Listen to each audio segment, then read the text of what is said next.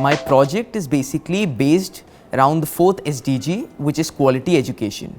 And what my organization called One Book, One Smile aims to do is that it aims to decrease the dropout rate of students currently in under-resourced schools, schools that do not have the regular supplies, schools that do not get the required funding, which are mostly government schools and often some private institutions as well. So what we aim to do is increase the quality of education that these students receive and make the education that they receive not proportional to the income that supports them. To be very honest, it was about 3 or 4 months back when I was told to write an essay on any form of inequality for a given program.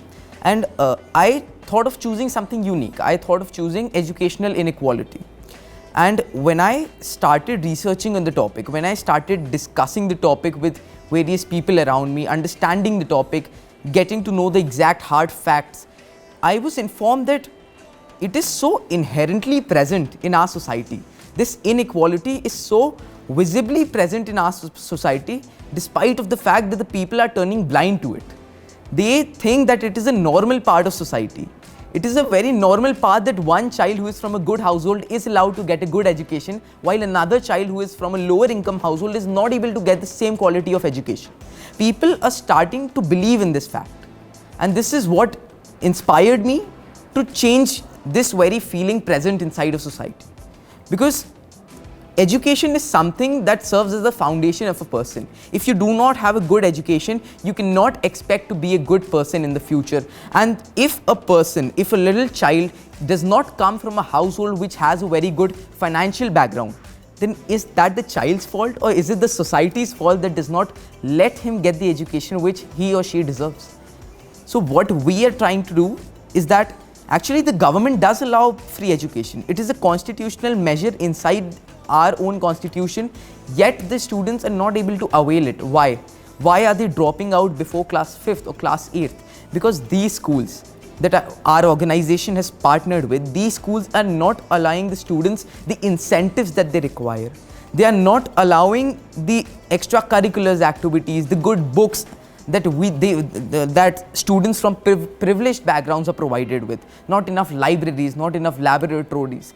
So this is the problem that we are trying to address, convincing the child that your school is not a liability, it is an opportunity, and convincing the parents that it is not an expenditure. Your child's education is not an expenditure, it is an investment. So what we did, I'm from Kanpur, so we've partnered with some schools in Kanpur and a few schools in Lucknow and Delhi. So what we're doing, we're taking these volunteers in who form the basic network of this organization. And when we go to these schools, what we do is we choose a slot of 50 or 60 students from classes 4th or 5th, and we work with them on a regular basis. Each week we collect books through donations, such as good books that have pictures in it, that appeal to the child, such as Panchatantra, Amar Chitra Katha. These were the books that interested me when I was a child. But the problem is that each such books today cost 100 rupees or 120 rupees. So it is it is impractical and preposterous for the child, expect the child to buy such a book. I'll tell you, I received a book by Dr. Seuss in donation, and it costed $8.99, which amounts to 640 rupees. That is 3 months of fees for a child at a school that I have partnered. How do you expect the child to buy such a book when you have so overpriced it?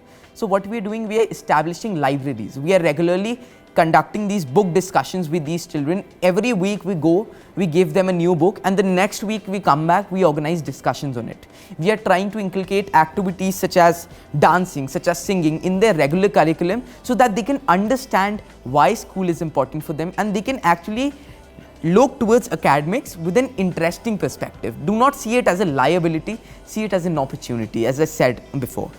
Additionally, what we are doing is we are having these programs with parents. We are telling them, we are conducting these interactive sessions. It is highly problematic to arrange these sessions because the principal at these schools told me that when they would call in a parent-teacher meeting, hardly 1 or 2 parents would show up because they're not concerned with what is happening at the schools, neither are the students.